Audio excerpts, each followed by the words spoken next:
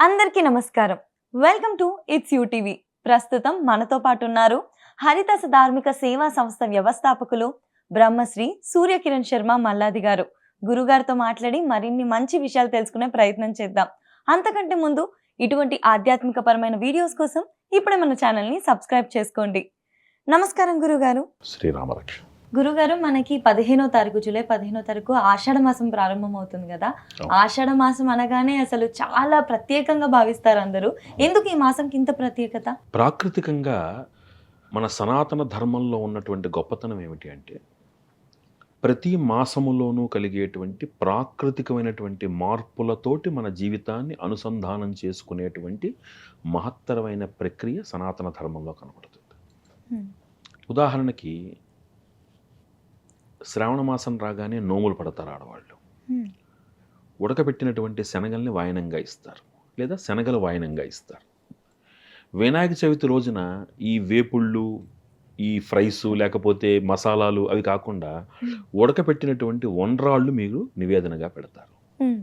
అంటే మీరు ఏం అర్థం చేసుకోవాలి దీంట్లో అంటే, వర్ష ఋతువు ప్రారంభమైన తర్వాత కలిగేటువంటి సహజమైనటువంటి ప్రాకృతిక మార్పులు మీ ఆరోగ్యాన్ని పాడు చేయకుండా మీ ఆహారాన్ని కంట్రోల్ చేస్తూ మిమ్మల్ని చక్కగా ఆరోగ్యంగా ఉంచేటువంటి ఒక ప్రయత్నం. సిమిలర్గా ఆషాఢ మాసము రాగానే మనకు కలిగేటువంటి మొట్టమొదటి మార్పు ఏమిటి అంటే, ఉత్తరాయణ పుణ్యకాలం నుంచి దక్షిణాయన పుణ్యకాలానికి మనకి సూర్యుడి యొక్క ప్రయాణం మారుతుంది. మీరు సంక్రాంతి అనే పండగ చేసుకుంటారు జనవరిలో. అప్పుడు సూర్యుడు ఏం చేస్తాడు, ధనస్సు రాశి నుంచి మకర రాశిలోకి వెళతాడు. దాన్నే మకర సంక్రమణము అంటాం. రైట్. ఇప్పుడు ఈ ఆషాఢ మాసంలో సూర్య భగవానుడు మిథున రాశి నుంచి కర్కాటక రాశిలోనికి ప్రయాణం చేస్తాడు. దాన్ని కర్కాటక సంక్రమణము అంటాం. సూర్యుడు ఎప్పుడైతే అంటే 50 డిగ్రీస్లోకి 180 డిగ్రీస్ జాగ్రత్తగా గమనిస్తే ఇటు మకర రాశి, జస్ట్ ఆపోజిట్ 180 డిగ్రీస్లో మీకు కర్కాటక రాశి. ఈ కర్కాటక రాశిలో వచ్చినటువంటి సమయాన్ని మనం దక్షిణాయన పుణ్యకాలము అంటాం. ఉత్తరాయణ పుణ్యకాలంలో సూర్యుడి యొక్క ప్రభావము అధికంగా ఉంటుంది. ఎండ పగటిసేపు ఎక్కువగా ఉండడం ఇవన్నీ కనపడతాయి. ఇక వర్షాకాలము, శీతాకాలము ఈ వచ్చేసరికి ఏమవుతుంది, తొందరగా చీకటి పడుతుంది. అవునా, 6 గల్లా చీకటి పడిపోతుంది. రాత్రి సమయం ఎక్కువగా ఉంటుంది. అమ్మా, ఈ ఆషాఢ మాసానికి ఉన్న ప్రత్యేకత ఏమిటి అంటే, ఈ ఆషాఢ మాసములో రాత్రి సమయం ఎక్కువగా ఉండడం ప్రారంభం అవుతూ ప్రాకృతికంగా జరిగేటువంటి కొన్ని మార్పుల వలన దీనిని సాధనాపరమైనటువంటి విషయాలకి ఎక్కువగా వినియోగించాలి అని మనకి శాస్త్రం చెప్తుంది. అందుకని ఆషాఢ మాసాన్ని ఏం చేశారు, శూన్యమాసం చేశారు. శూన్యమాసం అంటాం. ఈ ఆషాఢ మాసంలో సహజంగా మనం శుభకార్యాలు చెయ్యం. గృహప్రవేశాలని, పెళ్ళిళ్ళని, ఉపనయనాలని ఇవి ఏమి చేయరు. ఎందుకంటే ఆషాఢ మాసాన్ని ఆ ప్రాకృతికమైనటువంటి ఆ సూర్య భగవానుడి యొక్క ఆ పరిభ్రమణంలో ఆయన నడిచేటువంటి ఆ సమయంలో కలిగేటువంటి మార్పులు మనకి శారీరకంగా కలిగించేటువంటి ప్రతికూలతల్ని దృష్టిలో పెట్టుకుని ఈ మాసాన్ని శూన్యమాసం చేశారు. ఇది మొట్టమొదటిది. ఈ ఆషాఢ మాసానికి ఉన్న ఇంకొక మహత్తరమైనటువంటి విశేషం ఏమిటి అంటే, ఆషాఢ శుద్ధ పూర్ణిమని మనం గురు పూర్ణిమ అంటాం. ఓకే, గురు పూర్ణిమ నాడు ఈ రోజున చాలామంది పేర్లు మార్చేసి, ఉనికిని మార్చేసి ఎవరెవరినో కొలిచేస్తున్నారు. నిజానికి ఆషాఢ పూర్ణిమని గురు పూర్ణిమ అన్నంలో ఆంతర్యము, ఆ గురువు ఎవరు మనకి? వ్యాసం వసిష్ఠనప్తారం శక్తే పౌత్రమకల్మషం పరాశరాత్మజం వందే సుఖతాతం తపోనిధిం. ఈ స్తోత్రము, ఈ శ్లోకం ఎక్కడ చదువుతాం మనం? విష్ణు సహస్రనామంలో చదువుతాం. ఓకే, సుకుడి యొక్క తండ్రి సుఖతాతం, సుకుడి యొక్క తండ్రి, శక్తే పౌత్రం శక్తికి యొక్క మనవడు, తపోనిధిం తపస్సుల యందు శ్రేష్ఠుడు. ఏమో ఆయనకు ఒక పేరు ఉంది. ఏ పేరు అది? కృష్ణద్వైపాయనుడు అంటాం వ్యాసుడిని. ఆయన ఎక్కడ పుట్టాడు? అయోనిజుడు. ఆయన ఎందుకు గొప్పవాడు? సృష్టిలో చాలామంది గొప్పవాళ్ళల్లో కొన్ని విశిష్టమైనటువంటి స్వరూపాలు వాళ్ళు గర్భం ద్వారా పుట్టలేదు. వాళ్ళు ఉదాహరణకి వినాయకుడు గర్భము ద్వారా జనించలేదు. ఏమ్మా, అదేవిధంగా సుబ్రహ్మణ్యేశ్వరుడు అయోనిజుడు, సీత అయోనిజ, వీళ్ళందరూ ద్రౌపది అయోనిజ, వీళ్ళందరూ అద్భుతమైన, అంటే ఒక యోని ద్వారా పుట్టనటువంటి వాళ్ళు మహత్తరమైనటువంటి ఏ కర్మదోషాన్ని స్వీకరించకుండా మహానుభావులై వర్ధిల్లుతారు. ఓకే. అందుకనే మనం పూజల్లో వాడేటువంటి దర్భ ఉంటుంది, ఆ దర్భ అయోనిజ, దానికి విత్తనం ఉండదు, అది అలాగే పుడుతుంది, అది ప్రాకృతికంగా. అందుకని ఆ దర్భ మాత్రమే మనం పూజల్లో వాడతాం. అవునా? అయోనిజగా పుట్టాడు ఆయన. ఎలా పుట్టాడు? మనకి పరాశరుడికి సత్యవతీదేవికి ఒక ద్వీపంలోకి వెళుతుండగా చీకటి ప్రదేశంలో వాళ్ళిద్దరి యొక్క ఆ మానసికమైనటువంటి భావాలకి అనుగుణంగా 9 ఘడియలలో పుట్టాడు ఆయన. కృష్ణద్వైపాయనుడు, కృష్ణ అంటే నలుపు అని అర్థము, నల్లటి ద్వీపములో పుట్టాడు ఆయన. అలాంటి నల్లటి ద్వీపంలో పుట్టిన ఆ మహానుభావుడు మనకి ఏం చేశాడు? అసలు మీరు జాగ్రత్తగా గమనిస్తే తన తల్లి అయినటువంటి సత్యవతీదేవికి ఒక మాట ఇచ్చాడు. ఆయన పుడుతూనే యోగిగా పుట్టాడు, ఆయన పుడుతూనే ఆయన వేదమంతా చదువుకుంటూ పుట్టాడు. ఆయన చిన్నపిల్లాళ్ళు ఆడుకోవడాలు అవేమీ లేవు ఆయనకి. పుడుతూనే సన్యాసిగా పుట్టాడు ఆయన. పుట్టే తపస్సు కోసం హిమాలయాలకు వెళ్ళిపోయాడు ఆయన. వెళుతూ ఏమన్నాడు? అమ్మా, నీకు నేను మాట ఇస్తున్నాను, నువ్వు నన్ను ఎప్పుడు తలుచుకున్నా అప్పుడు నేను వస్తాను అన్నాడు. కాలక్రమేణా ముందుకు వెళితే మహాభారతం జరిగినప్పుడు శంతన మహారాజు సత్యవతీదేవిని వివాహం చేసుకుంటే 2 పిల్లల్ని కన్నదావిడ. ఆ 2 పిల్లలకి వివాహం చేయడం కోసం అని చెప్పి కాశీరాజు కుమార్తెని బలవంతంగా భీష్ముడు తీసుకొచ్చాడు. ఆయనకున్నటువంటి 3 కుమార్తెలు అంబ, అంబిక, అంబాలిక. సరే, అంబ వేరే వాడిని పెళ్లి చేసుకుంటానంది, పంపించేశారు, అవలేదు, శిఖండిగా మారింది. ఎప్పుడు భీష్ముడిని చంపుదామా అని ఒక ప్రతిన పూని కూర్చుంది. ఇక అంబిక, అంబాలిక వీళ్ళు తన భర్తలతో సంసారం చేసుకుంటూ ఉంటే ఇద్దరూ కూడా అకాల మృత్యువుని పొందారు. మరి కురువంశం ఎలా వర్ధిల్లుతుంది? ఒక పక్కనేమో దేవవ్రతుడు అని పేరుకొన్నటువంటి భీష్ముడు నేను వివాహం చేసుకోవాలని తండ్రికి మాట ఇచ్చాడు, కాబట్టి ఆయన ద్వారా వంశము వర్ధిల్లే అవకాశం లేదు. మరి కురువంశం వర్ధిల్లకపోతే ఎలా కుదురుతుంది? అప్పుడు ఆవిడ ఏం చేసింది? తన బిడ్డ అయినటువంటి వ్యాసుణ్ణి స్మరించుకుంది. అప్పుడు ఆయన వచ్చాడు. ఏమన్నాడు ఆయన? అమ్మ, ఏం కావాలి అంటే, నైనా వంశము నిర్వీర్యం అవుతోంది, మనం ఎలా చూడాలి దీన్ని, దీనికి పరిష్కారం ఏమిటి అంటే ఈనాటి కాలానికి ఈ పారమార్థికమైనటువంటి పురాణతత్వం అర్థం చేసుకోలేనటువంటి కుహనా మేధావులు వీటన్నింటినీ వక్రీకరించేటువంటి ప్రయత్నం చేస్తున్నారు. ఆయన యోగము ద్వారా అంబికకు, అంబాలికకు ఇద్దరికి సంతానాన్ని ప్రసాదించారు. అందుకనే వాళ్ళు మహనీయులయ్యారు. ఈ జరిగే నేపథ్యంలో ఈయన యొక్క ఆకారాన్ని చూసి భయపడింది ఒక ఆమె, ఆయన చూసి తట్టుకోలేక, ఆ శక్తిని తట్టుకోలేక కళ్ళు మూసుకుంది ఒక ఆమె. అలా పుట్టినటువంటి పాండురాజు అల్పాయుష్కుడిగా పుట్టాడు. అలా కళ్ళు మూసుకోగానే పుట్టినటువంటి వాడు ధృతరాష్ట్రుడు అంధుడయ్యాడు. ఇదే విషయం తన తల్లికి చెప్పాడు. ఏమిటమ్మా చెప్తే, నాయనా మరి ఏమిటి పరిస్థితి? అల్పాయుష్కుడు అటువంటి అంధుడితోటి రాజ్యం ఎలా నడుస్తుంది అంటే, అప్పుడు ఆ ఇంటి దాసీని, యోగ్యురాలైనటువంటి దాసీని పరిశీలించి ఆమె ద్వారా విదురుడు అనేటువంటి ఒక మహనీయమైనటువంటి ధర్మమూర్తికి ఆయన కారణమయ్యాడు. ఆ విదురుడు శాశ్వతముగా కురువంశములోనే ఉంటూ ఆ కురురాజ్యము వర్ధిల్లడానికి ఉపయోగపడతాడు తల్లి అని వరం ఇచ్చాడు. అంతటి మహనీయుడు వ్యాసుడు.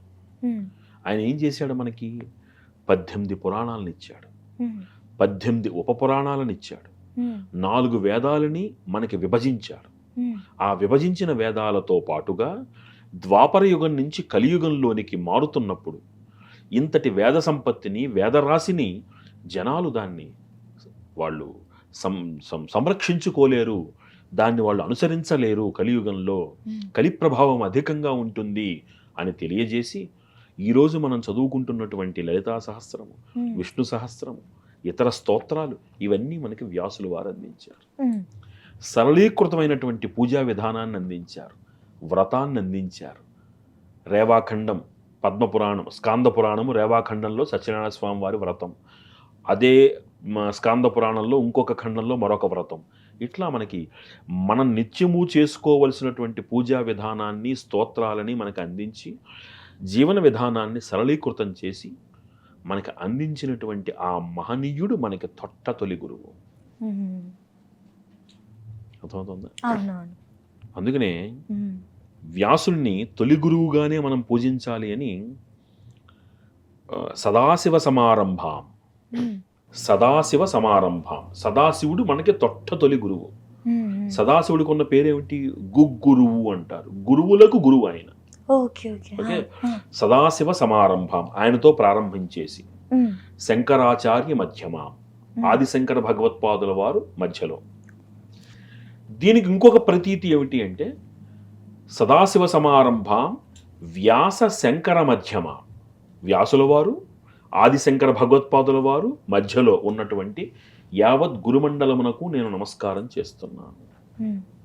కాబట్టి గురు పూర్ణిమ అనేటువంటి మహత్తరమైనటువంటి ఆ రోజు మనం పూజించుకోవలసినటువంటి దైవస్వరూపము ఎవరిది అంటే వ్యాసుల వారిది.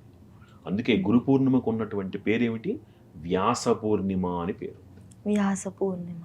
Okay okay. ఉమ్. అయిందా? ఉమ్. మరి ఆషాఢ మాసం గురించి అడిగారంటే అది అలా వెళుతూనే ఉంటుంది. ఉమ్. ఇక్కడ ఈ ఆషాఢ శుద్ధ ఏకాదశిని శయన ఏకాదశి అంటాం. ఉమ్. ఆ రోజున శ్రీ మహావిష్ణువుల వారు నిద్రిస్తారు. ఉమ్. మళ్ళీ ఎప్పుడు ఆయన మేల్కొంటారు? కార్తీక శుద్ధ ఏకాదశిని ఉత్తైన ఏకాదశి అంటారు. ఉమ్. అక్కడ మేల్కొంటారు. ఓకే. అర్థమైందా? ఈ 4 నెలల పర్యాయాన్ని చాతుర్మాస్యము అంటాం. ఉమ్. అంటే 4 మాసములు.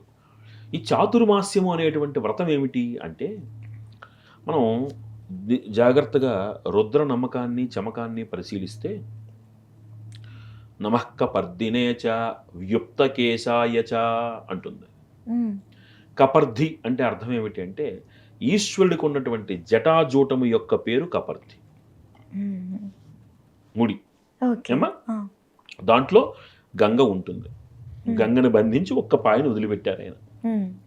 ఓకే. వ్యుప్తకేశాయచ అంటే అసలు జుట్టే లేనటువంటి వాడు. ఓకే. ఇప్పుడు మామూలుగా ఏదైనా ఈనాటి సాంప్రదాయంలో ఇప్పుడు ఉన్నటువంటి కాలంలో అవగాహన రాహిత్యముతోటి విషయము తెలియక ఏదైనా స్వామివారి దగ్గరికి వెళితే ఏదైనా ఆలయానికి వెళితే ముందు పూర్తి గుండు కొట్టించేసుకుంటున్నాం. అవును. కొట్టించచ్చా? కొట్టించకూడదు. ఓకే. కులాలకి అతీతంగా ప్రతి కులమునందు శిఖ ఉండాలి. ఉమ్. మగవాడికి అసలు జుట్టు ఉండకూడదు. ఉమ్. మగవాడు పెంచుకునేటువంటి జుట్టు అతను తినేటువంటి ఆహారములో 40% శక్తిని లాగేస్తుంది. Okay okay. ఆ. స్త్రీకి జుట్టు సౌభాగ్య సూచిక. అది ఉంటే వారి యొక్క గర్భస్థితి అద్భుతంగా పనిచేస్తుంది. శరీర నిర్మాణాలు వేరు, ఆడవాళ్ళవి అవును. మగవాళ్ళవి. ఉమ్. కాబట్టి మగవాడికి జుట్టు ఉండకూడదు. అలా అని పూర్తిగా గుండు చేయించకూడదు. ఏం చేయాలి? సిక్క పెట్టుకోవాలి. మరి పూర్తి గుండు ఎవరు చేయించుకోవాలి అంటే దండధారణ చేసినటువంటి సన్యాసాశ్రమం స్వీకరించినటువంటి యతీంద్రులకి జుట్టు ఉండకూడదు. అందుకనే వ్యుక్త కేశాయచ, జుట్టు లేనివాడు అంటే నడుస్తున్నటువంటి దండధారి అయినటువంటి కాషాయధారి శివుడితో సమానమయ్యా అని మనకి శాస్త్రం. ఉమ్. అందా? ఇంత నిశితంగా ఆలోచిస్తే ఉమ్. ఈ ఆషాఢ శుద్ధ ఏకాదశి నుంచి కార్తీక శుద్ధ ఏకాదశి పర్యంతము జరిగేటువంటి చాతుర్మాస్యములు 4 మాసములందు ఈ దండధారులైనటువంటి యతీంద్రులు చాతుర్మాస్య వ్రతం చేస్తారు. ఓకే. అది ఆషాఢ మాసంలో ప్రారంభమవుతుంది. ఉమ్. ఆషాఢ మాసములో ఏకాదశి నుంచి ప్రారంభమై వ్రత దీక్షని వ్యాస పూర్ణిమ నాడు స్వీకరిస్తారు. అంటే గురు పూర్ణిమ నాడు స్వీకరిస్తారు. ఉమ్. ఆ రోజున వాళ్ళు కొలిచేటువంటిది, అర్చించేటువంటిది ఎవరిని అంటే వ్యాసుల వారిని. ఉమ్. మన సాంప్రదాయానికి మనం ఈ రోజున అనుభవిస్తున్నటువంటి ప్రతి సనాతనమైనటువంటి ధర్మంలో ప్రతి అంశానికి మనం ఈ రోజున మనం కొలుచుకుంటున్నటువంటి ఒక భాగవత పురాణము, మహాభారతము ఇత్యాది విశిష్టమైనటువంటి గ్రంథాలని, పురాణ రాజాలని మనకు అందించినటువంటి మహనీయుడు వ్యాసుడు. కాబట్టి ఆ వ్యాసుని పూజ చేసి ఆషాఢ శుద్ధ పూర్ణిమ నాడు వాళ్ళు చాతుర్మాస్య వ్రత దీక్షను స్వీకరిస్తారు. ఉమ్. చాతుర్మాస్య వ్రత దీక్షను స్వీకరించడంలో ఆంతర్యం ఏమిటి? అది అందరికీ వర్తిస్తుందా లేకపోతే వాళ్ళకేనా అంటే చాతుర్మాస్య వ్రత దీక్ష యందు ఆహార నియమాలు చాలా విశేషంగా ఉంటాయి. అంటే ఎలా గురుగారు? ఆ, ఇప్పుడు ఆషాఢ మాసం వచ్చింది అంటే మనకి వర్ష ఋతువు ప్రారంభమవుతుంది. ఇప్పుడు గ్రీష్మ ఋతువు నడుస్తుంది, ఉమ్, వర్ష ఋతువు ప్రారంభమవుతుంది. ఉమ్, ఈ వర్ష ఋతువు అంటే వర్షం పడితే ఏమవుతుంది, మనకి పరమహంస పరివ్రాజకోపనిషత్ అని, ఉమ్, పరివ్రాజక ఉపనిషత్ అని, నారద ఉపనిషత్ అని ఇత్యాది ఉపనిషత్తులు మనకి ఏం చెప్తున్నాయంటే, ఒక యతీంద్రుడు ఒక చోట స్థిరముగా ఉండకూడదు. ఉమ్, ఓకే. యతీంద్రుడి పని ఏమిటి, దండధారణ చేసిన యతీంద్రుడి పని ఏమిటి, ఉమ్, అలా సంచారం చేస్తూ వెళుతూ ఉండాలి. ఉమ్, ఏదైనా ఒక చోట బస చేయడం, 2 రోజులు ఉండడం, తర్వాత అక్కడి నుంచి మళ్ళీ ముందుకు వెళ్ళిపోతూ ఉండాలి తప్ప ఒక చోట వాళ్ళు ఉండకూడదు. ఎందుకు ఉండకూడదు అంటే, వాళ్ళు మమకారాన్ని విడిచిపెట్టాలి. అటాచ్మెంట్ అసలు అటాచ్మెంట్ ఉండకూడదు. ఉండకూడదు. ఇప్పుడు నేను ఇక్కడ కూర్చున్నాను కాసేపు, ఉమ్, కంటిన్యూస్గా 10 రోజులు వచ్చాను అనుకో, ఇక్కడే కదా నేను షూటింగ్లు చేస్తున్నాను, మమకారం పెరుగుతుంది. ఉమ్, అంతేనా కదా? Correct, అలాంటి correct. మమకారం ఉండకూడదు కాబట్టి వాళ్ళకి ఏమని చెప్పారు, ఉమ్, ఒక ప్రదేశం నుంచి ఇంకొక ప్రదేశానికి మీరు వెళుతూ ఉండాలి. ఉమ్, ఉమ్, కాలికి చెప్పులు వేసుకోరు వాళ్ళు, ఉమ్, అవునా, ఇత్యాది ఇన్ని నియమాలు ఉన్నాయి. ఉమ్, ఇప్పుడు వర్ష ఋతువు ప్రారంభమైన తర్వాత ఉమ్, ఎప్పుడైతే మీకు భూమి మీద వర్షపు చినుకు పడుతుందో, భూమిలో ఉండేటువంటి జీవరాశులు అంతవరకు వేడికి తట్టుకోలేక లోపలికి వెళ్ళిపోయిన జీవరాశులు ఒక్కొక్కటి పైకొస్తాయి. అవును. అయిందా? ఉమ్, ఈ సమయంలో మనం తినేసి పారేసినటువంటి గింజలు ఏవైతే ఉన్నాయో వర్షపు ధాటికి అవి మొలకెత్తి నెమ్మదిగా మొక్కల కింద వస్తాయి. ఉమ్, ఇప్పుడు వీళ్ళు కాలితోటి, చెప్పులతోటి, కాళ్ళతోటి వీటన్నిటిని తొక్కుకుంటూ వెళితే ఉమ్, ఉమ్, ఉమ్, ఆ జీవరాశికి హాని కలుగుతుంది. అవును. ఆ హాని కలగకుండా ఒక ప్రాంతములోనే ఎక్కడికి వెళ్లకుండా 4 మాసముల పాటు వాళ్ళు తపస్సును ఆచరిస్తూ ఆ ప్రాంతాన్ని వృద్ధి చెందించాలి అని పెట్టినటువంటి నియమము చాతుర్మాస్య నియమం. అబ్బబ్బబ్బా, దాని వెనుక కూడా మళ్ళీ ఇంత అద్భుతమైనటువంటి ఒక సైన్స్. ఉమ్, ఏమ్మా? ఓకే. ఇప్పుడు చూడు, ఆహార నియమాలు. ఉమ్, ఈ ఆహార నియమాలు వాళ్ళకేనా అంటే కాదు, ఉమ్, చాతుర్మాస్య వ్రతం చేస్తున్నటువంటి గృహస్థాశ్రమంలో ఉన్న వాళ్ళు కూడా ఉంటారు. ఓకే. ఆ సమయంలో చాలా లైట్ ఫుడ్, ఉమ్, శాకములు మాత్రమే తింటూ సులువుగా జీర్ణం అయ్యేటువంటి ఒక విధానం. ఉమ్, నువ్వు నాన్ వెజిటేరియన్ తింటావా? ఒకరోజు నువ్వు నాన్ వెజిటేరియన్ తిను, ఉమ్, శుభ్రంగా నీకు కావాల్సింది. ఉమ్, ఒకరోజు కేవలము ఆకుకూర పప్పు, ఆకుకూరతో మామూలు కూర తిను. ఉమ్, ఈ రోజు తొందరగా ఆకలేస్తుందా, నాన్ వెజిటేరియన్ తిన్న రోజు తొందరగా ఆకలేస్తుందా? ఎప్పుడు నోటీస్ చేయలేదు గురుగారు, అట్లా అబ్జర్వ్ చేయాలి. సహజంగా ఉమ్, నాన్ వెజిటేరియన్ తిన్న రోజున జీర్ణం అవ్వడానికి ఎక్కువసేపు పడుతుంది. అవును, డైజెస్ట్ చేయడానికి చాలా టైం చాలా టైం పడుతుంది. పడుతుంది. అవును, దాని ప్రభావం 2 రోజులు ఉంటుంది. ఇది అవును. సైన్స్, నేను అవును, చెప్తున్నాను అవును, కాదు. Correct, correct. అదే నువ్వు కనుక ప్యూర్ వెజిటేబుల్స్, చాలా లైట్ ఫుడ్ తీసుకున్నావు అనుకో, ఉమ్, మాక్సిమం 2-3 అవర్స్ లో మళ్ళీ నీకు ఆకలి వేస్తుంది. డైజెషన్ అయిపోతుంది. అవును. అర్థమైందా? ఉమ్, అంటే సూర్య ప్రభావము శరీరం మీద తక్కువ ఉంటుంది వర్షాకాలంలో, అంతేనా? సూర్యుడు కనపడ్డు కదా. అవునవును. సూర్యుడికి నువ్వు ఎంత ఎక్స్పోజ్ అయితే నీ శరీర వ్యవస్థ అంత యాక్టివ్గా పనిచేస్తుంది. అవును, Right? Correct, correct. మార్నింగ్ నువ్వు ఉన్నంత యాక్టివ్గా నైట్ ఉంటావా? ఉండవు. చాతుర్మాస్యం అంటే ఈ ఆషాఢ మాసం ప్రారంభం కాగానే సూర్యుడి యొక్క ప్రభావం తగ్గుతోంది. ఓకే, కాబట్టి ఆహారం కూడా లైట్ గా తీసుకోవడం వల్ల డైజెస్టివ్ సిస్టమ్ అనేటువంటిది పర్ఫెక్ట్ గా పనిచేస్తుంది. కాబట్టి అలాంటి నియమావళితో కూడిన ఆహారాన్ని తీసుకోమని చెప్పారు. Okay, okay. సైన్స్ అంతే. సైన్స్. మనకి సన్లైట్ కి ఎక్స్పోజర్ చాలా తక్కువ ఉంటుంది తక్కువ కాబట్టి ఉంటుంది లైట్ కాబట్టి ఫుడ్ తీసుకుంటే మెటబాలిజం అంతా పర్ఫెక్ట్ గా మెటబాలిజం, ఉంటుంది. మీ డైజెస్టివ్ సిస్టమ్ అంతా బాగుంటుంది, యాక్టివ్ గా ఉంటారు, మీరు అనుకున్న పనులు చేయగలుగుతారు. ఈ పని, ఈ సమయంలో మీరు చేసే పనే మళ్ళీ తర్వాత మళ్ళీ వర్షాలు పడితేనే మీరు మొదకలు నాటుతారు. మీరు రైతులకి ఎంత ఇంపార్టెంట్, వాటితో రోగాలు పడి పెడితే ఎలా కుదురుతుంది? Correct, correct. అందుకని అంతటి చక్కటి జీవన విధానాన్ని అందిస్తూ ఈ ఆషాఢ మాసంలో, అందుకనే ఈ ఆషాఢ మాసంలో శాకములు మాత్రమే తినాలి అనేటువంటి నేపథ్యంలో అమ్మవారికి శాకంభరి ఉత్సవాలు చేస్తారు. Okay, okay. కూరగాయలతోటి చక్కగా అలంకారం చేయడం, పండిన పంటను తీసుకెళ్ళి అమ్మవారికి ఇస్తారు, అది ఆహారంగా తీసుకోవాలి. కాబట్టి ఈ ఆషాఢ మాసమునందు ఇక నుంచి వచ్చేటువంటి 4-5 మాసముల యందు మీరు జీవహింస లేకుండా, ఒక పక్కనేమో యతీంద్రులు కాలి కింద నలిగిపోయేటువంటి చెట్టు గురించే ఆలోచిస్తూ ముందుకు వెళ్తున్నప్పుడు నడుస్తున్న జీవాన్ని చంపేసి మరీ తినేయడం ఎంతవరకు కరెక్ట్? అటు ఆహారము, ఇటు ఆరోగ్యము సమ్మిళితం చేసి, అటు అమ్మవారి యొక్క ఆరాధనకి, మన సాధనకి, దైనందిన జీవితానికి కూడా మనము విశేషమైనటువంటి ఒక సానుకూల వాతావరణాన్ని ఏర్పాటు చేసుకునే నేపథ్యము ఆషాఢమాసం.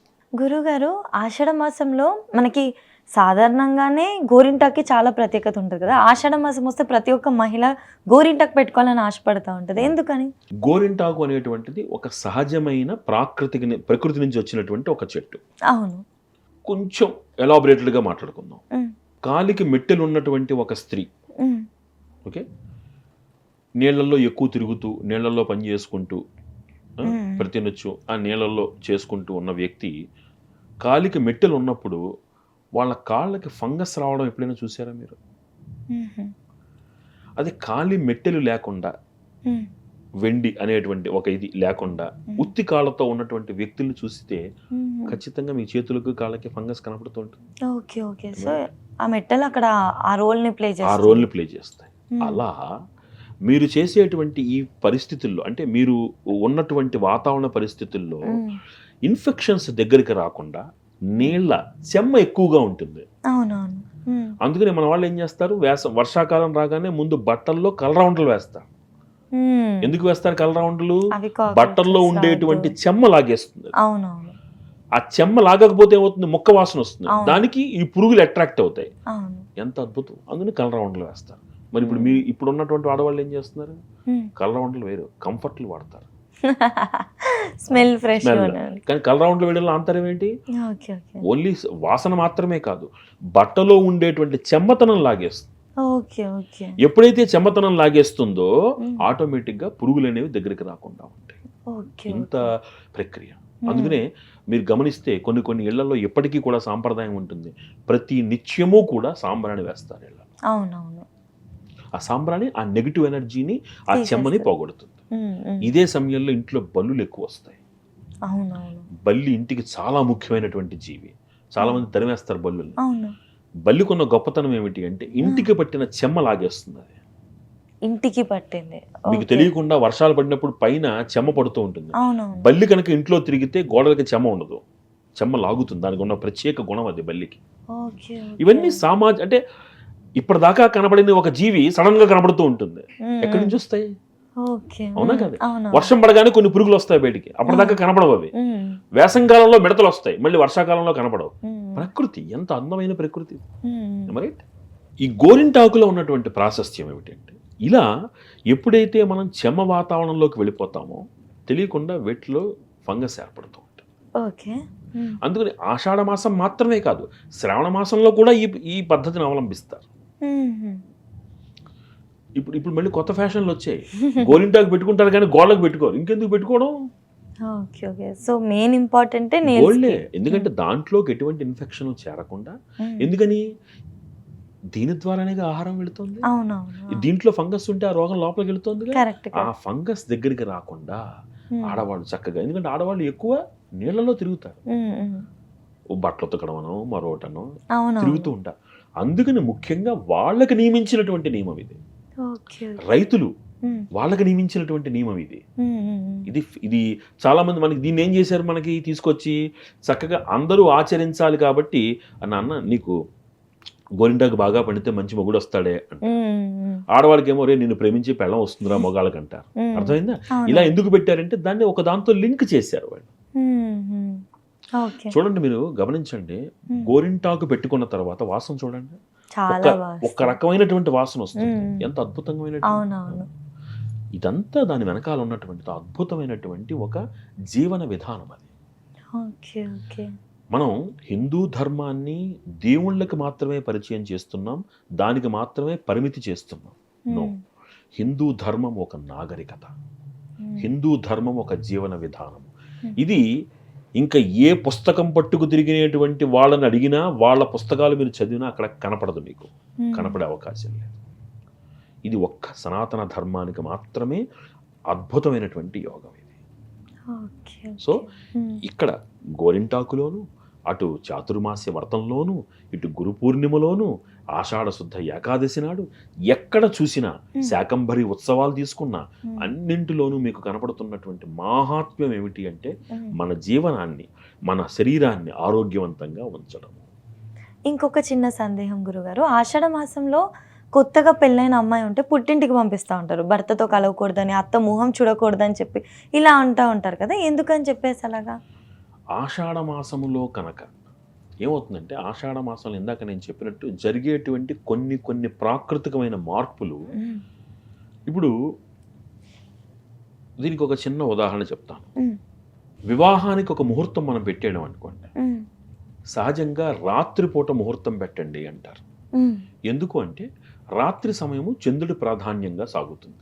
ఉమ్. అప్పుడు ఏమవుతుంది, భార్యాభర్తల మధ్యన అన్యోన్యత పెరుగుతుంది. Okay okay. ఒకరినొకళ్ళు అర్థం చేసుకుని చక్కగా ఆనందంగా ఉండేందుకు దోహదపడుతుంది. ఉమ్, ఉమ్, వాళ్ళిద్దరి మధ్యన అన్యోన్యత పెరిగి వాళ్ళిద్దరూ ఒకళ్ళని అర్థం చేసుకునేటువంటి ఒక ప్రక్రియ. ఈ ఆషాఢ మాసములో అత్తగారి ముఖం చూడరాదు అన్నటువంటిది కేవలము మొట్టమొదటి సంవత్సరం వరకే పరిమితం చేస్తారు. అవునవును. గుర్తుపెట్టుకోండి. ఉమ్, ఎందుకు అంటే ఆ సమయంలో వాళ్ళిద్దరి మధ్యన ఇంకా ఒక ప్రేమ చిగురుస్తూ ఉంటుంది. ఉమ్, ఉమ్, ఇంకా పూర్తిగా ఒకరినొకరిని అర్థం చేసుకోవడానికి టైం పడుతుంది. ఉమ్, ఈ నేపథ్యంలో ఆషాఢ మాసములో జరిగేటువంటి కొన్ని ప్రాకృతిక మార్పులు, కొన్ని గ్రహ ప్రభావాలు వాళ్ళ మధ్యన ఉన్నటువంటి ఆ అటాచ్మెంట్ని కొద్దిగా ఇబ్బంది పెట్టేందుకు పరిస్థితి. ఉమ్.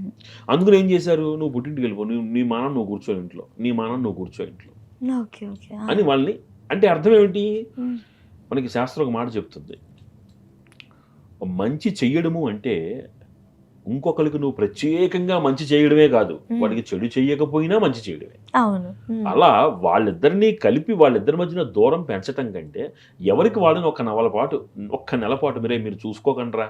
ఇక్కడ అత్తగారికి మామగారికి రోల్ ఏం లేదు, భార్యాభర్తలకే. ఉమ్, నువ్వు అత్తగారి ముఖం చూడకూడదురా అంటే అర్థం ఏమిటంటే అత్తగారైనా భయపడుతుంది, అయ్య బాబు అల్లుడు వచ్చాడు నాకేమవుతుందో భయపడి గెంటేస్తుంది అండి. Okay, okay. అందుకోసం వాళ్ళు అలా ఆ ఎడబాటుని క్రియేట్ చేశారు.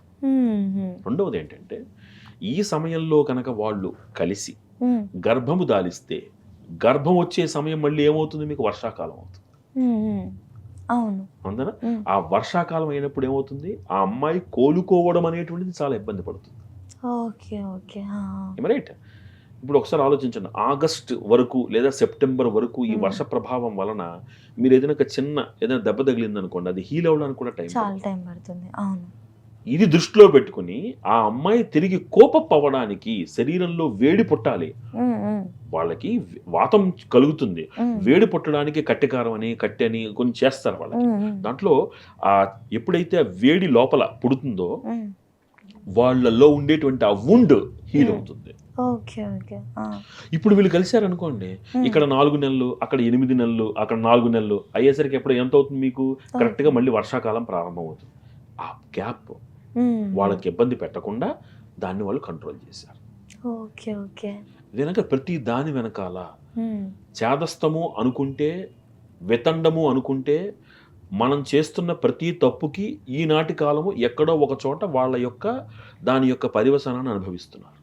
ఉమ్, అది ఆచరించిన వాళ్ళు సుఖంగా ఉంటున్నారు, అందులో సందేహం లేదు. ఓకే. ఆషాఢ మాసంలో ఈ ఎడబాటు ఓన్లీ ఫస్ట్ ఇయరే, అవునవును. Only first. ఎందుకంటే ఖచ్చితంగా వాళ్ళిద్దరి మధ్యన చిగురిస్తున్నటువంటి ఆ భావన, ప్రేమ ఏదైతే ఉందో ఉమ్, అది వికటించకుండా ఉమ్. ఒక్క నెల వాళ్ళని దూరం పెట్టి ఆ ఎడబాటు ద్వారా మళ్ళీ వాళ్ళిద్దరూ అన్యోన్యంగా ఉండేందుకు ఒక అద్భుతమైనటువంటి ఒక వ్యూహం అన్నమాట. Okay okay. సో అంతే తప్ప అత్తగారికి మూల నక్షత్రం అయితే మీ ఇంట్లో అత్తగారు మూల ఉంటుందని, ఆశ్లేష నక్షత్రం అత్తగారు పోతుంది, ఇవన్నీ అపోహలు, ఇవేమి ఎక్కడా శాస్త్రంలో చెప్పబడలేదు. ఓకే గురుగారు. గురుగారు అడిగిన క్వశ్చన్స్ అన్నిటికి కూడా అసలు చాలా చక్కగా వివరంగా తెలియజేశారు. అంటే మన ధర్మంలో ప్రతి ఒక్క చిన్నదానికి కూడా ఏదో ఏముందిలే చాదస్తానికి అప్పుడెప్పుడో అన్నారు ఇప్పుడేంటి అని అనుకుంటాం, కానీ దాని వెనుక కూడా అద్భుతమైన కారణాలు ఉన్నాయి. అన్నీ కూడా ప్రకృతిని వాళ్ళు మైండ్లో పెట్టుకొని ఇచ్చిన థింగ్స్ అనమాట. అవన్నీ మనం ఇప్పుడు పాటిస్తే అంత బాగుంటుంది. డెఫినెట్గా మాకు ఇంత మంచి విషయాలు తెలియజేసినందుకు ధన్యవాదాలు గురుగారు. శ్రీరామరక్ష.